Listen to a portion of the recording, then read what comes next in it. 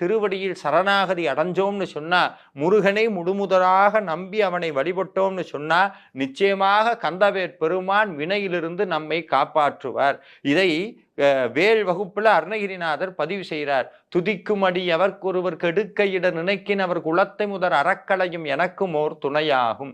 அதாவது நம்மளுடைய வாழ்க்கையில சேர்த்து வைத்திருக்கக்கூடிய வினைகளிலிருந்து அந்த வினை நம்மளுடைய வாழ்வை கெடுக்கணும்னு நினைச்சா அந்த வினையை முற்றுதுமாக அழிப்பதற்கு வேல் புறப்பட்டு வரும்னு நம்மளுடைய அருணகிரிநாத பெருமான் சத்தியமிட்டு சொல்கிறார். என்னங்கய்யா, ஒரு பக்கம் வினைப்படி தான் வாழ்க்கை நடத்தணுங்கிறீங்க, ஒரு பக்கம் முருகனுடைய அருள் இருந்தால் வினை அழிஞ்சு போயிருங்கிறீங்க. அப்போ இது எங்கேயோ ஏதோ ஒரு இம்பேலன்ஸாக தெரியலையா? இப்போ முருகனை வழிபடாதவங்களுக்கும் வழிபடாதவங்களுக்கு வினை வரும், வழிபடுறவங்களுக்கு வினை வராதுன்னா இது ஏதோ ஒரு கட்சி தலைவர் மேலே இருக்கு, அவரை போற்றிக்கிட்டே இருந்தால் நம்மளுக்கு வினை வராதுன்னா அப்படி கிடையவே கிடையாது. ஒரு உண்மையை புரிஞ்சுக்கணும். எல்லா